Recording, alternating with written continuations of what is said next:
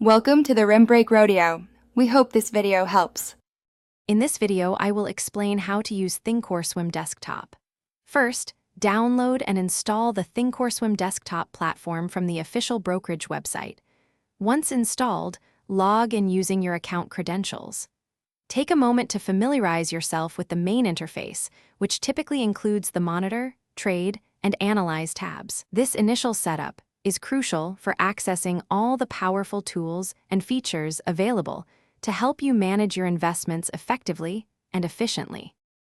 Navigating Thinkorswim is straightforward once you understand the layout. You can easily customize your workspace by adding, removing, and rearranging gadgets and windows to suit your trading style.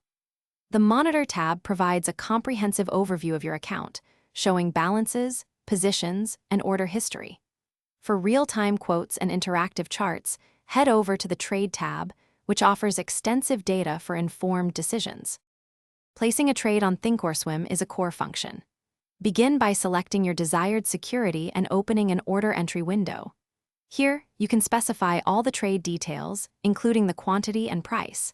You have several order types to choose from, such as market, limit, stop, or trailing stop orders, offering flexibility.